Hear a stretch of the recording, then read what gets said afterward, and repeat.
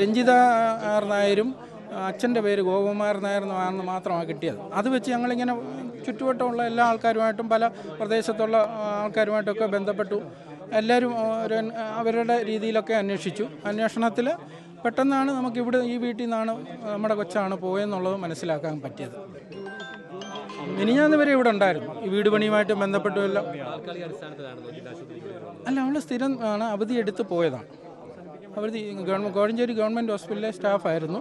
അവിടുന്ന് അവധിയെടുത്ത് വിദേശത്തേക്ക് പോയതാണ്. 5 വർഷത്തെ അവധിയെടുത്ത് വിദേശത്തേക്ക് പോയതാണ്. ഈ കഴിഞ്ഞ 2 ദിവസം മുമ്പ് വരെ ഇവിടെ ഞങ്ങൾ കണ്ട് സംസാരിച്ചൊക്കെ പോയതാണ്. പുതിയ വീട് പണിയുന്നതിൻ്റെയും കാര്യങ്ങളും ഒക്കെ സംസാരിച്ച് പോയതാണ്. എന്താണ് ഇത് സംഭവിച്ചതെന്നുള്ളത് നമുക്കൊന്നും അറിയത്തില്ല. ആകപ്പാടെ 2 കൊച്ചുകുട്ടികളാണ്. 10ാം ക്ലാസ്സിൽ പഠിക്കുന്ന മൂത്ത മോനും 7ാം ക്ലാസ്സിൽ പഠിക്കുന്ന മോളുമാണ് ഉള്ളത്. പയ്യത്തമ്മ മാത്രമേ ഉള്ളൂ ഇവിടെ.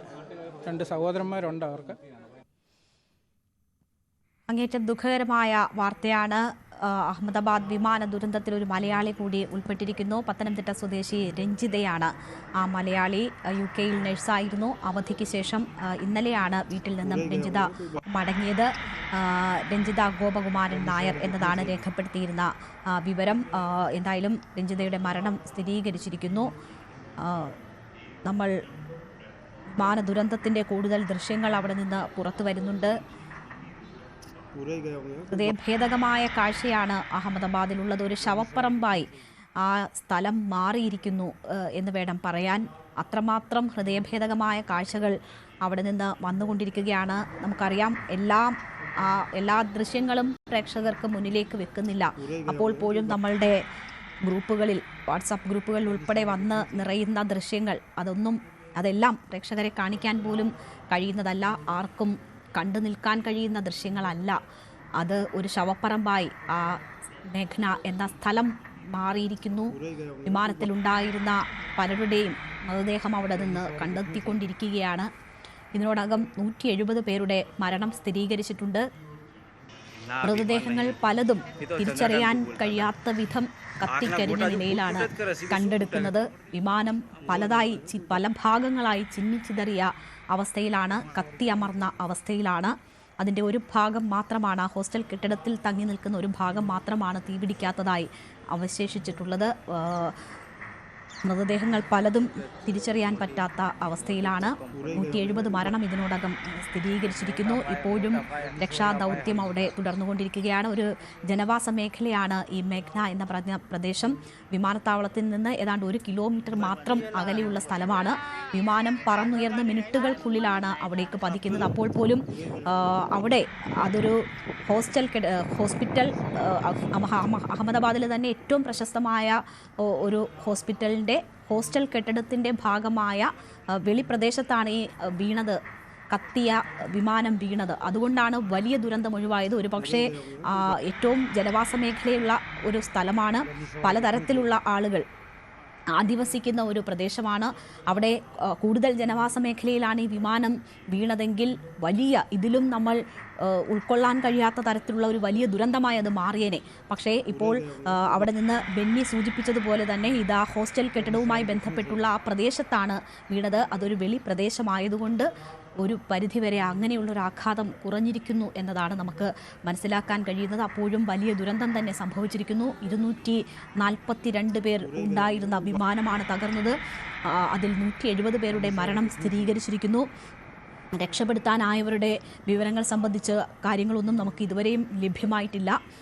ഇപ്പോഴും പ്രാർത്ഥനയോടുകൂടി എല്ലാവരും കാത്തിരിക്കുകയാണ്. ആ വിമാനത്തിൽ ഉണ്ടായിരുന്നവർ, അവരുടെ ബന്ധുക്കൾ എല്ലാവരും ആശങ്കയിൽ തന്നെയാണ്. ഇപ്പോഴും ശുഭകരമായ വാർത്തകളൊന്നും ലഭിക്കുന്നില്ല. ഇതിനോടകം 170 പേരുടെ മരണം സ്ഥിരീകരിച്ചിരിക്കുന്നു എന്നതാണ് നമുക്കറിയാൻ കഴിയുന്നത്. മരണസംഖ്യ ഉയരാൻ സാധ്യതയുണ്ട് എന്ന വിവരവും വരുന്നു. മരിച്ചവരിൽ ഒരു മലയാളി കൂടി ഉൾപ്പെട്ടിരിക്കുന്നു. അത് പത്തനംതിട്ട സ്വദേശി രഞ്ജിതയാണ്.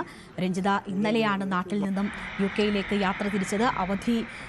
അവധിക്കായി നാട്ടിലെത്തിയതാണ്. ഏതാണ്ട് 10 ദിവസത്തോളം നാട്ടിലുണ്ടായിരുന്നു.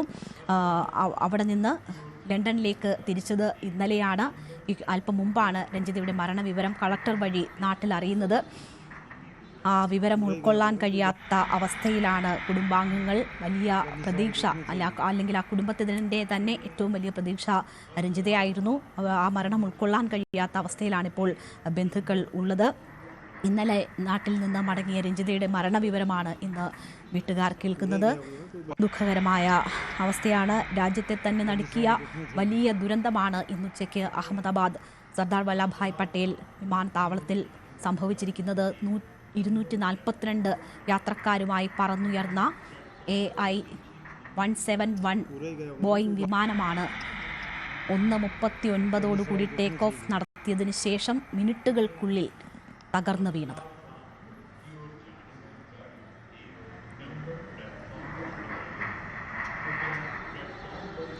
കിരൺ ബാബു കൂടുതൽ വിവരങ്ങളുമായി നമുക്കൊപ്പം തുടരുന്നുണ്ട്. കിരൺ, ഈ വിമാനത്തിൽ 169 പേർ ഇന്ത്യക്കാരും 53 ബ്രിട്ടീഷ് പൗരന്മാരും പിന്നീട് കനേഡിയൻ പൗരന്മാർ, പോർച്ചുഗൽ പൗരന്മാർ, അങ്ങനെ നിരവധി പേർ ഉണ്ടായിരുന്നു.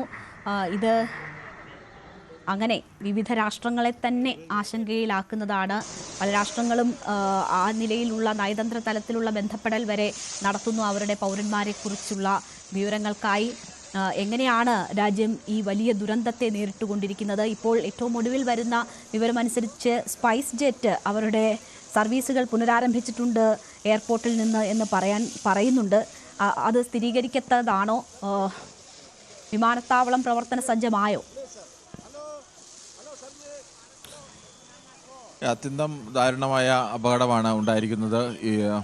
ഇപ്പോൾ ഏറ്റവും പ്രഥമ പരിഗണന നൽകുന്നത് ഇപ്പോൾ ആശുപത്രിയിലുള്ളവരുടെ ജീവൻ രക്ഷിക്കുക എന്നുള്ള പ്രവർത്തനത്തിലാണ്. ആ പ്രവർത്തനമാണ് ഇപ്പോൾ നടന്നുകൊണ്ടിരിക്കുന്നത്. വിദഗ്ധ ഡോക്ടർമാരുടെ സംഘത്തെയും കൂടുതൽ സൗകര്യവുമൊക്കെ അവിടെ എത്തിച്ചിട്ടുണ്ട്. അത്തരമൊരു പ്രവർത്തനമാണ് ഇപ്പോൾ നടക്കുന്നത്. ഗുജറാത്തിൻ്റെ മുൻ മുഖ്യമന്ത്രി വിജയ് രൂപാണി അടക്കമുള്ളവരുടെ ആരോഗ്യനില അതീവ ഗുരുതരമായി തന്നെ തുടരുകയാണ്. ഇവരുടെയൊക്കെ ജീവൻ രക്ഷിക്കാൻ വേണ്ടിയുള്ള ശ്രമമാണ് നടക്കുന്നത്. അപകടമുണ്ടായ തൊട്ടു പിന്നാലെ തന്നെ ആദ്യം ശ്രമിച്ചത് തീ അണയ്ക്കുക എന്നുള്ള ദൗത്യമായിരുന്നു. ആ തീ അണയ്ക്കുക എന്നുള്ള ദൗത്യം ഏറെക്കുറെ പൂർണ്ണമായിരിക്കുന്നു. ഇപ്പോൾ തീ ആളിക്കത്തുന്നില്ല, മറ്റ് പുക ആണ് വന്നുകൊണ്ടിരിക്കുന്നത്. ഇനിയിപ്പോൾ വിമാനത്തിൻ്റെ ഉള്ളിൽ, അതിനുശേഷം വിമാനത്തിൽ നിന്ന് തെറിച്ചു വീണ ആളുകൾ, വിമാനത്തിൻ്റെ തീ പിടിക്കാത്ത ഭാഗങ്ങളിൽ കുടുങ്ങിക്കിടന്ന ആളുകൾ, അവരെയൊക്കെ രക്ഷിക്കാൻ വേണ്ടിയുള്ള ശ്രമമാണ് പിന്നീട് നടത്തിയത്. അങ്ങനെയാണ് ഇപ്പോൾ പരിക്കേറ്റ് ഉള്ള കുറേ ആളുകൾ ഇപ്പോൾ ആശുപത്രിയിൽ ഉള്ളത്. മറ്റ് ഉള്ളത് തീ പിടിച്ച ഭാഗത്ത് ഉണ്ടായിരുന്ന ആളുകളാണ്. അങ്ങനെ തീ പിടിച്ച ഭാഗത്തുണ്ടായിരുന്ന ആളുകളിൽ ആരും തന്നെ രക്ഷപ്പെടുത്താൻ കഴിഞ്ഞിട്ടില്ല. അവരുടെ എല്ലാം ജീവൻ നഷ്ടപ്പെട്ട അവസ്ഥയിൽ തന്നെയായിരുന്നു. കാരണം ആദ്യം തന്നെ വിമാനം അപകടത്തിൽപ്പെട്ട് ഒരു തീഗോളമായി തന്നെ ആ ഭാഗം പൂർണ്ണമായും മാറിയിരുന്നു. അത് പിന്നീട് അണച്ചു വരുമ്പോഴേക്കും അത്രത്തോളം വലിയ തീക്കുള്ളിൽപ്പെടുന്ന ആളുകളെ പിന്നീട് രക്ഷപ്പെടുത്തുക എന്നുള്ളത് അസാധ്യമായിരുന്നു. അവരുടെ മൃതദേഹങ്ങൾ വീണ്ടെടുക്കുക എന്നുള്ള ജോലിയാണ് ചെയ്തുകൊണ്ടിരുന്നത്. കുറേയേറെ മൃതദേഹങ്ങൾ വീണ്ടെടുക്കാൻ കഴിഞ്ഞിട്ടുണ്ട്. ഇനിയും പലരുടെയും ശരീരഭാഗങ്ങളൊക്കെ നമുക്ക് പറയാൻ കഴിയില്ല. ഇത്രയും വലിയൊരു അപകടത്തിൻ്റെ ആഘാതം ആകുമ്പോൾ തന്നെ ആളുകൾക്ക് ഊഹിക്കാൻ കഴിയുന്നതേ ഉള്ളൂ. ഒരു വിമാനം തകർന്ന് ഒരു കെട്ടിടത്തിലേക്ക് വീണ് കെട്ടിടത്തിൻ്റെ 2 നില പൂർണ്ണമായും തകർന്ന് വിമാനത്തിൻ്റെ ഒരു ഭാഗം കോൺക്രീറ്റ് കെട്ടിടത്തിൻ്റെ ഒരു ഭാഗത്ത് നിന്ന് ഇടിച്ചു കയറി മറ്റു ഭാഗത്തു കൂടി